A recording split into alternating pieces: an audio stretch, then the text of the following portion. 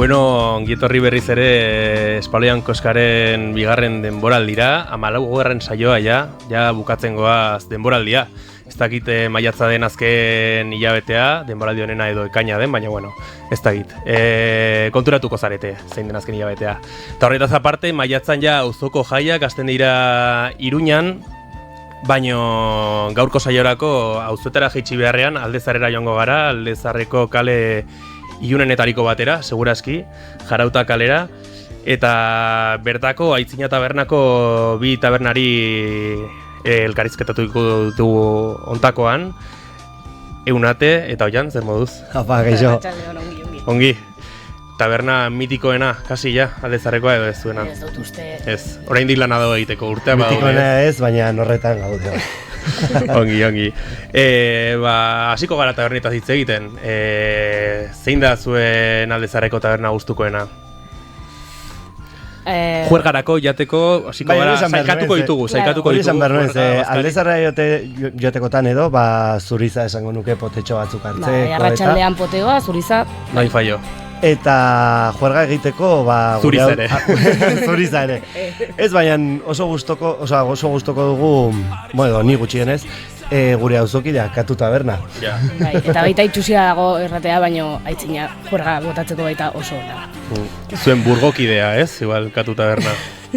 Burgokidea eta... Bueno, horretaz aparte, egia da, azken urtean justo...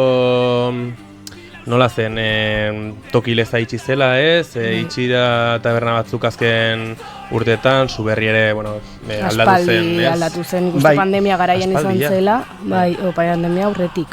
Pandemian ja berritu zuten eta Kaldera kalean eta ni gustokoen nuen taberna Zuberri zen. Lehen sua omentzela? Lehen sua. Nik ez dut ez erre ondoren Zuberri. Osea, erre zen sua. Hau esan zidaten, eta Halloween batean izan zen zirela horrelako gezurrezko armi armasare batzuk, eta eta batzuk txiskararekin edo eman zidaten, eta erretzen hasi zen, jendea kaleratu zuten, eta hor berritu zuten, eta Zuberri jarri ziren. Uste dut hola zela, ez nago ziur. Hau hor nago zuekin, azken boladan zurizako kontsumaitzaile oia bihurtu naiz. Balio delako lehenengo potetarako, de hecho antopatu gara baino gehiagotan.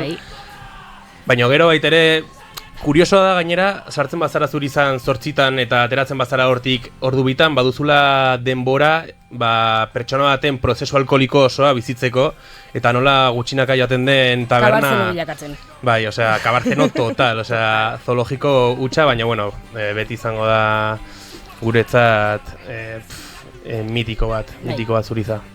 Bai. Bueno, sartuko gara ja mamian, gaurko mamian, ja 10 urte bete dituen proiektu horretan, 2016an Pamplonika izena izan zuen taberna, eta gero era 2018an Aitzina bilakatu zena. Urte guzti hauetan, ja aipatu dugu taberna askok itxi dutela haien ateak, beste batzuk iriki direla, eta esan genezake Aldezarra aldatu dela 10 urte hauetan desente. Ez dakit garairik aldako horrena izan den, igual sobera da hori esatea, baina horri dago aldatu dela. Zuen ustez Jarauta mantendu da oasi baten moduan aldaketa hoien barruan, edo baiteren abaritu duzue aldaketa bat nahiz eta mantsoagoa izan igual azken urte hauetan? Hombre, egia da, gure gurasoen garaieko urrezko garai horretan ez ginela hasi, ez? Baina hasi ginenean askoz harrera handiagoa geneukan. Eta pandemia ondoren, jendea auzoetan gelditu zen, eta hor nabaritu izan dugula aldaketa pila bat. Baina, horra dirago, así que... Gero baita niretzako Jarauta kaleko aldaketarik handiena izan zen Labina eta Zulok jabez aldatu zutenean.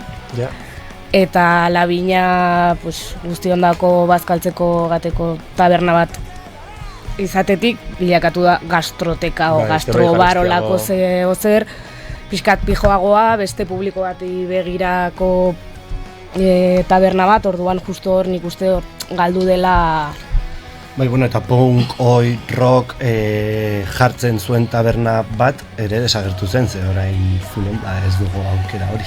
Irekita dago asteburutan Zulo? Edo? Batzutan bai. Ez dakit zehazki noiz edo zergatik irekitzen duten, baina batzutan irekita dago, beste batzutan ez.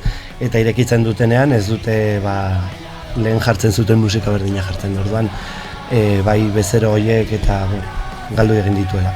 Ja, egia da, justo COVID-a baino lehen edo ni nerabea nintzen garai hortan Zulora asko jaten ginela, egiten genuen katu, Biana eta Zulo. Eta ja Zulon jartzen zutela pixkat denetarik, baina igual ja denetarik jartzeatik pasa dira... Patxangeo puro iduro. Ja, patxangeo jartzea eta...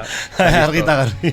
Ja, eta zu komentatzen zenuen oian aldatu dela Lezarreko edo Jarautako testuingurua jende asko haien auzoetan gelditzen delako, nik esango nuke igual kontrakoa, Alde Zaharrera inoiz baino gehiago joaten da jendea eta auzoak usten ari direla asteburutan, baino Alde Zaharreko toki jakin batzuetara igual.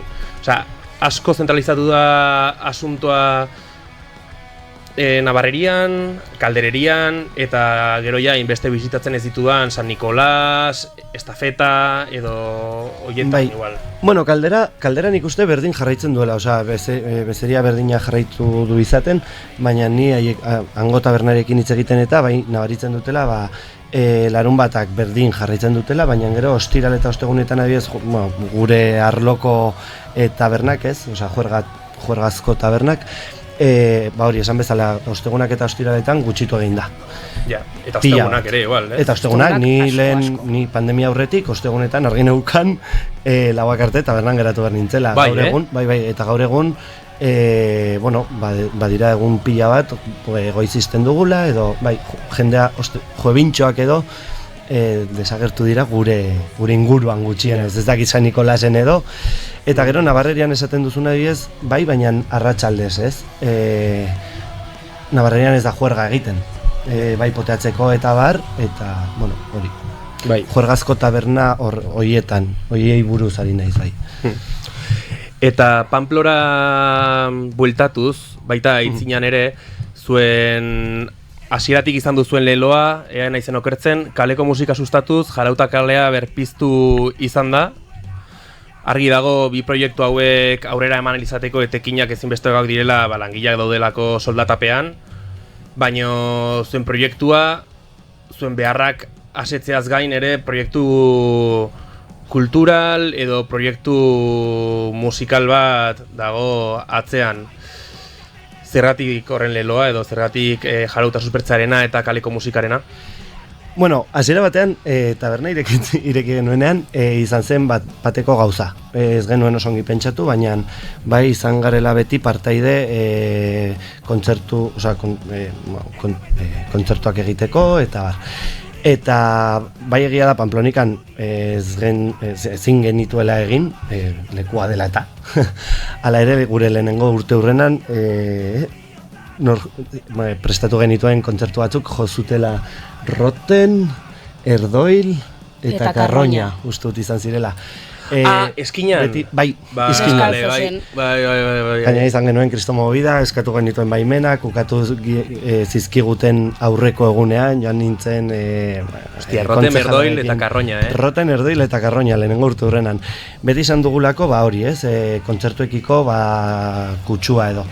Eta, ni sorreratik nago bertan, proiektu honetan, eta nire lankide guztiak ere musika taldetan jo dute, harremanak sortu ditugu ezagunen artean, eta bai, orduan, nahi genituen kontzertuak egin, eta horretarako bilatu behar izan genuen taberna bat non egin genezaken. Eta horregatik, bi urtetara aitzina da pasa ginen. Eta hori da orduan toki aldaketaren arrazoi nagusiena? Arrazoi bat izan genituen liskar de jente, baiz.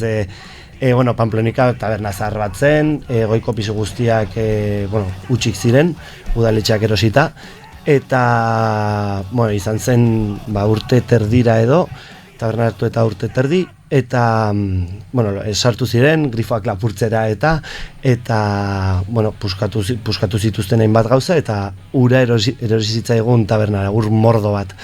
Taberna inundatu, eta orduan, bueno, itxi behar izan genuen, zapaia erori zitzaigun, olakoa. Hori irekita urte betera edo zenbat esan duzu? Urte eta erdira. Urte eta erdira. Bai.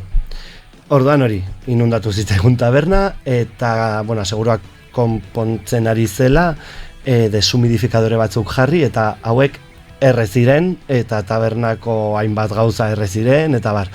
Eta hori izan zen beste motibo bat, taberna usteko. Ja. Bueno, eta justo, kasualidad, justo, bueno, gero hitz egingo dugu aitzinaren inguruan, ez ara aurreratuko, hori baino lehen galtu nahi nizuen, nola zen garaiko orduko Pamplonikako giroa. Ez dakitzuek utzita norbaitek ireki duen ordutik. Egon zen nolako saiakera moduko bat, ez? Bai, egon zen. Baina ez zuen sobera gainera lagunak, ez? Edo ez ziren? Ezagunak. Ezagunak, katuko langile batzuk, bai, horrelakoak. Mendillorrikoak edo ez? Mendillorriko bat bai, Anelore. Bai, egia da. Anelore Mendillorrikoa. Egon ziren guk utzi, eta gainera, bueno, esan bezala pisoak utxik ziren, eta sartu ziren, bueno, drogarekin asko jolasten zuen jende bat. Narkopisu bat bihurtu zen, bai. Eta horrek auzoan ez zuen oso harrera unik izan, ez? Por lo que sea, logikoa den bezala. Eta horrek liskarpia sortu zituen, eta, bueno, ezen oso atsegina izan, egoera hori. Eta hori izan zen beste motibo bat, Pamplonika, pues, ja, bertan bera gelditzeko bai. Eta Pamplonika bizirizadun bitartean nola zen, nien nintzelako sobera joan Pamplonikara, egia esan. Egon naiz memoria pixka bat egiten, eta ez, nintzen ez ere oso oizalea, gero oso hori ezagutu arte eta guzti, beti egiten nuen, katun ibiltzen nintzen, justo ondoko tabernan, literal. Nola zen giro hori?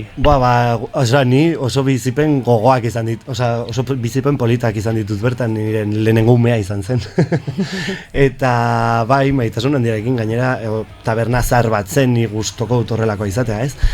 Eta, bueno, sortu genuen, guk gustoko genuen musika jar genezaken taberna bat. Eta horrekin, kontxo, bueno, guregatik egin genuen, baina ikusi genuen kristonarrera izan zuela, ez? Iruñeko jende pila bat ez zeukan musika hori entzuteko aukera taberna batean. Arazoa txikiegia zela, eta ez ginen guztiok sartzen. Beti pentsatu izan dut nik, taberna bat izango banu, jarriko nuke, eske niri gustatzen zaidan musika, ez dakiz, baina ez da. Eta hori egin genuen, bai. Ja, a tope. Bai, ez genuen egin faltan botatzen genuelako horrelako taberna bat, ez ezer baizik eta guk nahi genuen musika jarri genuen, eta horrelako horrela izan zuen. Bueno, ez ustekoa. Jode, entzungo dugu Pamplon jartzen zen musika hoietako bat, jarriko dugu Viezcong Iruitasei, La Ofensiva del Tet temazoa.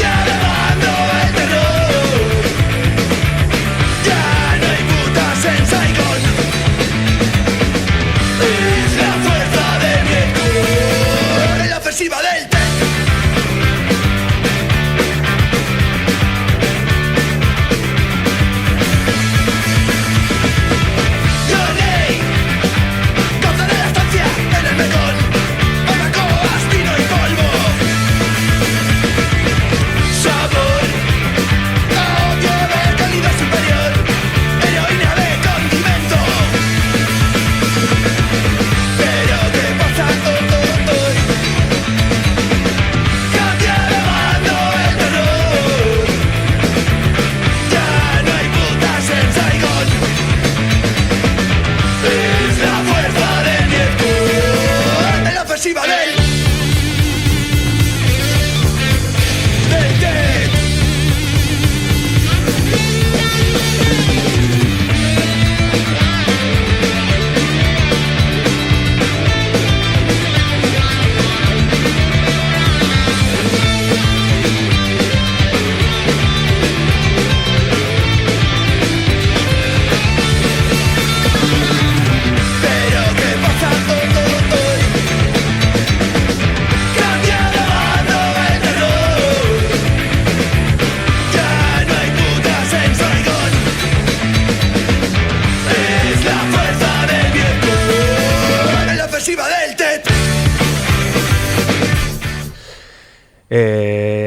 Bueltatuko gara gaira, 2018an Pamplonika utzi eta metro batzuk besterik ez zineten urrundu, Jarauta kaleko eta bigarrenera. Eta, bueno, ordutik minimoki Iruñakoa kontsideratu daiteken edonor, fundamentuzko iruindarra kontsideratu daiteken edonork ezagutuko du zuen taberna. Eta jendeaz aparte, kolektibo askorentzat aterpe bihurtu da, zorionez. Nola izan zen, nola topatu zenuten Aitzina taberna ireki zenuten momentuan aspalditik itxita zegoelako, ez? Nik hori itzen dut San Ferminetan irekitzen zutela, Aitzina, eta gero kontatu izan didate herriko izan zela bere garaian ere. Nola topatu zenuten Aitzina sartu zinetenean? Bueno, bai, esan bezala, herrik... Ahí ba, deskuida. Ikusten ari dena jakingo duzu gertatu den. Ez bai, herriko, Aitzina herriko zen, ez bere garaian, garzoneri, garzona llegatu arte, ez, itxi... Garzonek itxi zuen, pues bai, beste orduan, herrikoak segi eta itxi zuen arte. Eta orduan, bueno, zozketan bota zuten, estatutik, eta eresi zuten 3 tipo. Eta, bueno, alokatutak ziren beste jende bat, baina bai, harrerak hartzen zuela San Ferminetan, kondizio horrekin zegoen. Eta, bueno, guk taberna hartu behar genuenean hitz egin genuen harrerarekin, ea zer iruditzen zitzaion gure proiektua eta bar, ongi iruditu zitzaien, eta, bueno, eta aurrera joan ginen horrekin. Orduan, 3 tipoiei alokatu genien taberna. Hori izan da, bai. Eta, baina garzonek hori itxi baino lehen, jabetza herriko tabernarena zen edo... Bai, ezkera bertzalekoa. Ezkera bertzaren jabez, jode, eta hortik bota eta gero harrerarentzat. Claro, estatuak hartu zuen eta hor zozketan jarri zuen. Hostiatu. Bale. Eta, bueno, bidean, 2018tik gauza asko probatu dituzue, tartean ni oroitzen naiz pintxoak egon zirela bere garaian. Eta kafetera. Pizzak ere jan izan ditut, kafetera, tea... Baina benetan berizgarria egin duena Aitzina taberna izan da beko solairua, subsuelo, antro eta askorentzat urteak pasarren buruan geldituko dena. Zer da zuentzat azpiko hori, azpiko... Go askotan deitzen digu barro. Horrela oso ongi ulertzen da, ez? Eta, bueno, kolektiboei buruz eta komentatzen duzuna, guk hasiera batean bai pentsatu genuen, pisua alokatzea, urtebetetze festak egiteko edo suertatzen zitzaigun edo zer gauza egiteko. Baina gero, gu beti oso bizitza militantea izan dugu eta harremana daukagu militatzen duten arlo askorekin. Eta, suertatu zen aukera, eskatu ziguten alokatzeko eta horrekin hasi eta ikusi genuen, aukera bat zela haiek espazio bat izateko eta guk, etekin ekonomiko gutxi izan arren taberna, ez dakit nola esan, publizitatzen da edo, baina... Hombre, argi dago, hori egongo ez balit... Jendeak du. Bai, hori egongo ez balit, jende askok eluke igual Aitzina ezagutuko, orduan hori bai zuentzat, bai euskal munduarentzat eta... Bai, nik uste Iruñerria osoaren dako, ez dago Iruñan kasilekurik non zuk antolatu zure festa, kontzertuak edo zuk nahi duzuna, eragile bezala, zure aldarrikepenak egiteko edo etekin ekonomikoa ateratzeko, ez dago. Bai, baten bat dago, baina oso murriztuak dira, orduan ikuste hor aitzinak egiten duen lana, nik esaten dut beti, nik lan egiten dut, baina militantzia puntu oso handia dauka aitzina lan egiteak. Ez gara beratxak egingo aitzinarekin. Orduan jendeak erraten dut, baina ongi doa, eta bagoaz, azkenean guk nahi dugu, bizirauten dugu, eta guk nahi duguna da espazio hori Iruñerritik, Iruñerrian beharrezkoa den espazio hori mantentzea. Beste dozein kasutan, FIFA, ez dakizer, burokrazia eskatuko luketelako erakunde publikoek, eta zuen kasuan oso hurbila da asuntoa, eta behar den bezala, esango nuke, behar den bezala. Eta nola sentitzen zarete egoera horrekin? Argi daulako, bai Pamplo bai Aitzina Taberna jaio zirela, punka, ska, oia, orokorrean Nafarroan zegoen underground estena horrek toki bat izan zezan, baina urteak aurrera egin ahala ere, underground hori behar bada aldatu da, ez da bakarrik estilo horietan zentratzen, zabaldu da, eta nik uste dut Aitzina hori nabaritu dela ere, kolektibo askok, ara joan garelako proposamen ezberdin batekin, jende ezberdina hurbildu da, ez dakit, eroso zaudeten horrekin, faltan botatzen duzuen agian, hasiera batean Aitzinak zeukan izaera hori, pena ematen duzuen pixka bat hori aldatu izanak, ez dakit, hor hausnartzeko tartea. Pena ez, evoluzionatu egin dugu, eta horrek erakartzen du hori jende gehiago etortzea, eta etortzen den alokatzen duen jende hori gure arlokoa da, orduan gu hasieran ez genuen horrela izango zenik, baina gustoko dugu gaur egungo egora, bai. Esan barra dago, ez dela ere alokairu besterik gabeko baizik eta aurretik ez da ezer jarri behar, fiantza besterik ez, garbitzeko fiantza besterik ez dago zerbait ordaindu beharrik hori alokatzeko. Zuk oso ongi dakizu. Hori da, nik ongi dakizu. Askotan antolatu dituzu gauzak Aitzinan. Hori da, baizik eta, gero barratik egiten den ehuneko bat, tabernarentzat doa, eta listo esan nahi dut. Ez da ailokairu aluso bat, argi geritu dadin. Zuke unate zerbait oianek esan duen ari gehitzeko, ez dakit pena ematen dizu pixka bat zintzuak izan, nik igual pena pixka bat sentituko nuke, azkenean... Gehiago, pena baino igual da gurekiko amorrua, orain, jartzen ditugu lehenago eragileen beharrak, gure beharrak baino. Hau da, azken ikasturte honetan adibidez, guk antolatutako kontzertuak oso gutxi izan dira. Orduan horrek bai ematen dita morrua, baina gurekiko, ez dugulako ipurdia mugitu gure kontzertuak antolatzeko. Hori esan behar nizun, asteburu libre ugari izan ditugu. Claro, izan da, gure movida aurten izan da pixkat kaotikoa eta ez ditugu antolatu. Orduan hor bai amorrua sentitzen da, baina hori gurekiko eman diogulako aukera eragilei, baina ez gara gure proiektuan zentratu ez dakit nola erran. Eitere esan barra dago zuek, Aitzinaz gain beste lan batzu dituzuela eta nahiko egiten duzuela taberna mantentzarekin. Esan nahi dute, egin autokritika baino neurri batekin esan nahi dut. Baina bai, hori ulertzen dut ere. Gero kolektibo hauek hurbildu izanagatik, jende askok izan du Aitzinaren berri, eta agian horrek taberna gaizki ulertu izatea edo taberna gaizki ulertura eraman du, esan nahi dut.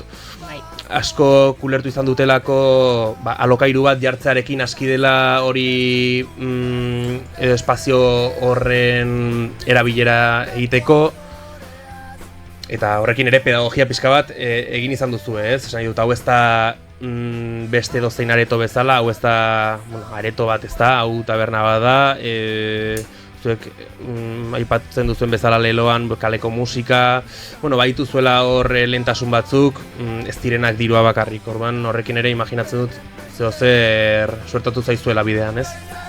Bai, bueno, askotan, de repente hartzen zu mobila eta okazu ezagutzen ez duzun telefono baten mezu bat.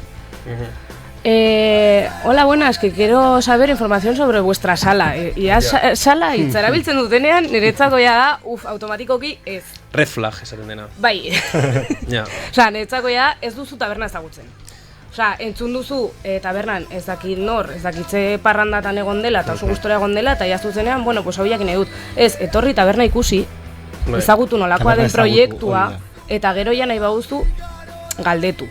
Baina ez egin, mezu bat bota, gainera, osea, erran duzu, ez daitut deus ezagutzen, hemen gauza batzuk argitu behar ditugu. Claro. Nor zara, hau zure lana da, edo ez, porque igual, claro, bertara hurbiltzen da promotore bat, kontzertu bat lotzeagatik etekina irabazen duena.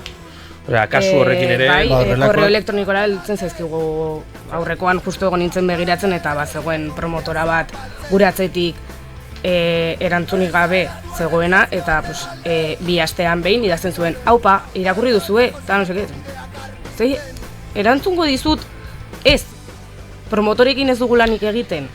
Osea, nik uste dela tabernaren funtsa ezagutzen ez duen jendea. Bai, gaztetxe batera doan tipo bat bezala aretoa alokatu nahian, ez? Hori da. Bai, eta leloan esaten dugun bezala, ez? Kaleko musika sustatu nahi dugu, ez? Lukratu ez, ezer. De hecho, askotan, ez dugu dirurik zikere irabazi, ez? Osea, kontzertu batzuk egitea koste handia daukate. Pagatu behar da, soinu ekipoaren alokaioa, teknikaria, taldeak, afaria egin, bertan egon behar den kamare bat pagatu. Eta guzti horretarako etekinak ateratzea erraza ez da. Eta horrek ez gaitu, bueno, ez dakit, jarraitu dugu egiten. Osea, ez da gure helburua etekin ekonomikoa beti ikaragarrizkoa izatea, ez. Kaleko musika sustatzea da, ez. Bai. Eta promotore maltzurroietaz gain izan dituzu erazoak erakundeekin edo ez dakit hori zein daiteken edo ez dakit, baina... Bai. Esan nahi dut, etorri da Munipa atea jotzera. Kontzertuengatik ari naiz, batez ere.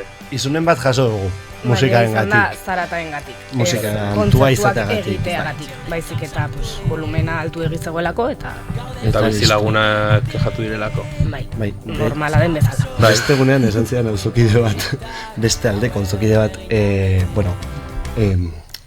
sonometro bat duela, ez dakit dezibiliak markatzen duena bere etxean. Auzokide bat ez dakitzen. Wow. Ja. Kontu zibili beharko gara. Ja, jode. Bueno, tabernaren bat ezagutzen dut hori baitere daukana eta kutxa batean sartuta, sin decir nombres, baina en plan, kutxa batean sartuta, pues, gero polizia registratzera joaten denean igual, pues hori... Bai. Bai, tabernaren bat dago. Batzuk egiten dut. Bai, batzuk bai egiten duzu. Bueno, sin más. Unos desgraciados. Zuek ez, desde luego. Eta horretaz gain hori, bueltatzen gara hitz egiten agri ginen hortara, arazo bakarrak izan dira soinuarengatik, zaratarengatik, eta auzokideekin eta baduzue nolabaiteko harremana, koordinazioa edo arazoiei ere aurre egiteko. Bai, saiatzen gara beraiekin harreman ona izaten eta azkenean jendeak ez du ulertzen edo ez du ulertu nahi, azkenean bizilagunak hor direla eta adibidez hori volumena kontrolatu behar dugula haien HDna bermatzeko eta beraiekin hitz egiten dugu eta noizbait igual ez gara konturatzen eta volumena joaten zaigu eta irazten dugu bueno, seke, favorez, jaitsi volumena ostras, barkatu eta liskarrak izan ditugunean izan da ez gu kantolatuta baizik eta beste... Bai, guk. Hori da, zuek. Ja. Bai, baina, bueno, normala den moduan ere bai, eta gure zergina da esatea, eta hori saiatzea harremanik onena izaten bizelagunekin. Es que hori da la hostia, Baina, bizarrean juergako taberna batekin, zaila. Izango da beti. Ja. Badolako taberna batzuk, alokatzen dutenak espazioa eta bizilagunak nortzu diren jakin gabe eta zer gabe, pues hasten dira hor buiaka eta ere poliziak iditeko eta guzti nik uste dut konbenigarria dela, nahi dut. Bizilagunekin harreman ona izan behar da. Eske, Ez dute, zu ezagutzen bazaituzte, bizilagunek, ez dute zertan polizia deitu behar, azpian zaudelako eta telefono dei batekin aski dutelako haien kexa zuei plazaratzeko. Bai. Jarrituko dugu musika pizkatxo batekin eta ontakoan entzungo dugu Txoleria Joder, okrezpanago jo dutela noiz baitez? Hauek bai, dokumentatu naiz, ikusi dut zure mezua. Tus amigos, jarriko dugu.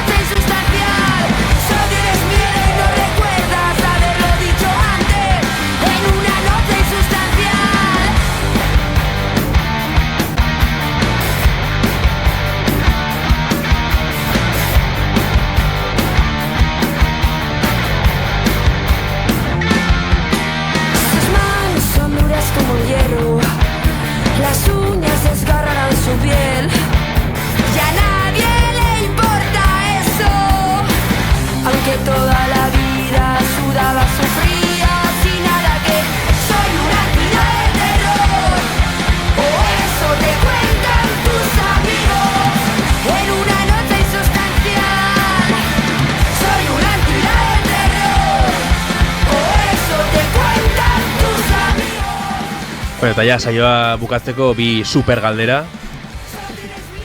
Kontzertu asko egon dira aitzinan, pila bat, flipantea. Nik uste dut igual Aldezarreko, bai, nik uste dut ez fijo, Aldezarrean dagoen taberna kontzertu zaleena, dudik gabe. Bai. Garazi hor dago, baitere bere astearteko jasekin, baina ez dira kontzertu antolatuak ola errateagatik, azkenean da jam sesioi, ez? Jam sesioak, bai. Kontserbatorioko ikasleak uste dut, edo lako zerbait, eta noiz behinka bai kontzertuak ere dituztela, baina besteren bat ikusi izan dut duela ezain beste termin, baina badu areto nahiko handia kontzertuetarako, fondoan zabaltzen dela. Kertzen dute futbolina eta hor bai sortzen dela. Suberrin ere...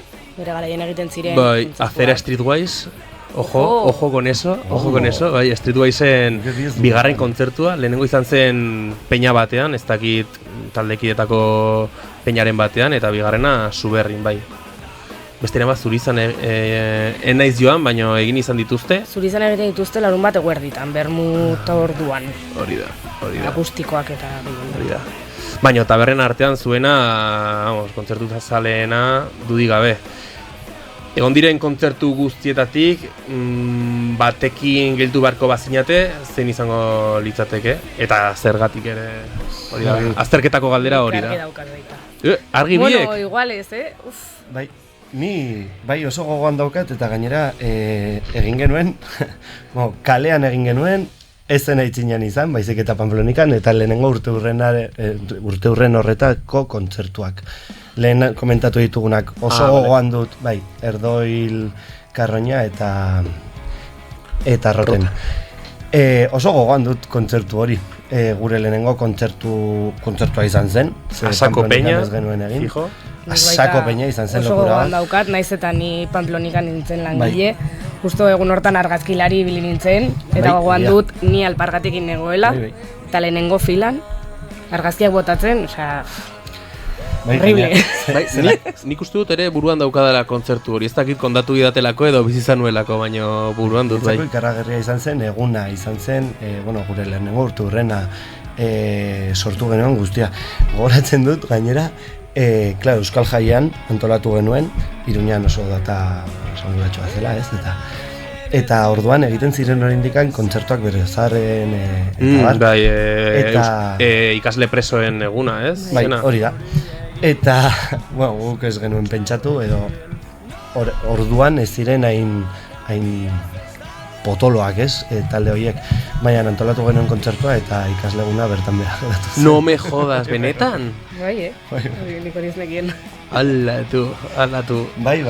Bai, bolada horietan nik ere oroitzen dut kalekalden egiten zirela bere garaian kontzertu batzuk. Bai. Hor buruan dut Jaramonik zen kontzerturen bat, hor Soriarekin baterian, buruan dut, bai. Zuk egunate? Nik uste izan zela orain 2 urte, martxoaren 22an, okerrez banago. Duela 2 urte? Bai. Martxoaren 22an. Izan zen Odolkiak Ordainetan eta Malak. Odolkiak Ordainetan da nire talderi gogokoena, eta Malak dira Herberetako talde bat. Eta oso kutxuna sentitzen dut, ezagutu nituen, nik Odolkiak Ordainetakoak bai ezagutzen nituela, baina Maladekoak ezagutu nituen, eta oso jende ona iruditu zitzaidan, baita polita da talde internazionalak aitzina ezagutzea, eta urrengo udan egon ginen Belgikan, Atxurri eta Streetwise Loko Festen ikusten. Loko Fest? Bai. Yes. Eta han baita Malabek jotzen zuten, eta gogoan dondola ikusi nindute sartzen, eta en plan, ze aizara hemen? Eta, ez dakit, oso historia polita iruditzen zait. Jode, Malak, bale, eta ze estilo edo punka edo... Bai, punkoia, bai. Eta Odolkiak mitikos, más mitikos que mitikos. Bai, jode, bai, ze ona. Nik horrere horazpian kontzertu nuen bat... Bueno, Tatxesen lehenengo kontzertua, egia da, Tatxesen lehenengo kontzertua hori izan zen. Streetwisen lehenengo diskaren aurkeztela. 3 aldiz, bai. Esango dut ere izan zen. Nik uste dut 3 izan direla. 3, dut gogoan. 4, igual, ez dakit, baina 3 fijo. 3 fijo, hori EDH batean, eta gero Perlatarekin izan bartzen bat, baina bertan bera geratu zen Perlata, eta ez dakit norekin. Janitosekin jo zenuten. Janitos hori da. Janitos baita talde internazionala frantsesa dira. Hori da, bai. Kontzertu hori baita nahiko kutxuna daukat. Ogan dut, ez zegoen jende askorik kontzertu horretan, baina oso giro polita zegoen. Bai. Eta eske, bai, horretan, egon dira gau batzuk, etzena inor gehiago kabiltzen, hori zela la carpa universitaria. Hori Txiki Park. Txiki Park de fumadores. Nik uste beldur gehien pasa dugun kontzertua izan zela Kaleko Urdangarekin. Tatxesen lehenengo kontzertuan. Streetwisen lehenengo diskaren aurkezpena, Tatxesen lehenengo kontzertua eta Kaleko Urdangara. Eta horrekin, ostras. Nik baita beldure izan nuen Dilingers eta Perlataren kontzertuarekin. Ez nuen aforo ongi kontrolatu eta deskontrolatu zen. Eta, liada. Claro, itzina mugatua da, ezin da... Eta azkenean beldurra pasatzen duzu, jendea bai, behan dago oso gustora, baino... zor gauza gertatzekotan. Cuidado. Bai, eta iristen dela momentua jendea ez dagoela eroso ere, hor... Claro. Ez da gizela persona sartzen badiera ja, hasten da asuntoa lokazten pixka bat. Pues hori, el barro. El barro, claro. El barro total. De ahí viene. El barro total. Eta, bueno, ja esan diazuelen etorkizunera begira ez duzuela ezer buruan, baina ez dakit nola irudikatzen duzuen behintzat eta itzina taberna urte batzuen ostean, bizirik edo ja erretiratuta, ja bere iobiarekin edo... Bueno, esteko saietuko gara gure martxan jarraitzen, ez? Kontzertuak egiten, eta gure dinamikan saietzen ari gara alik eta hoberen egiten, eta horrela jarraituko dugu. Ez dakit noraino helduko garen, baina gustora eta gauden bitartean jarraitzeko asmoa daukagu. Eta ze kontzertu ikusi nahiko zenukete, bertan? Baduzue buruan baten bat? Bai, ni daramat denbora luze... Ez du balioa CDC esatea edo zerbait, pelmada ematen ni oso gustoko dudan Zopilotes Txirri haus. Bueno, hori bai izango zela lokatza a muerte. Gainera, a ber nola zaitezken komunera zopiloteseko guztiak horregon bar badira. Komunik gabe. Goikotara joan. Bat baltxo gongo da, komunean gitarra jotzen. Akaso, bai. Hostia, pues ongi gongo litzateke hori, Zopilotes. Eta saiatzen ari gara, pa. Ya, un poquito ahí dándoles. Bai, ongi. Zaborra. Eta nik ez dakit, ez dut asko pentsatu egia erranda. Ez dakit. Igual... Un remember rollo never. Ja. Dela tabernako talde oso mitikoa. Igual, estaria guapísimo. Baina igual ez da erreala. Horrekin izten duzu, ez? Ba, igual, bai. Egin dezakegu. Aitzina taberna itxi behar dugu, neber. Neber etorri mesedez itxi behar dugula. Eta neberren azken abestia izatea maika historio dela taberna izten dugunean abesti hori jartzen dugula. Bueno, Oianek eta biok, Arribasek jartzen du bertze bat. Que es una puta mierda. Ja. Ba bai, osea, taldeek esaten badute noizean behin utziko dugu beraz gure kontzertura etorri, zuek berdina egin dezakezu taberna utziko dugu mesedez jozazue gure tabernan. Eta gero gerokoa. Gero igual etxearreko izuete dolako zerbait, baina bueno, behintzat hori hortaz gozatuko duzue. Ba, mila esker etortzagatik bikote, Oian Urratxe, a tope, ze gozada izan den honinguruan hitz egitea zuekin. Eta mila esker Tuli, zuri ere, horregotagatik. Mila esker entzule maite guztioi, eta biaste barro ikusiko dugu elkar Euskal Ozerekin. Ale, aio!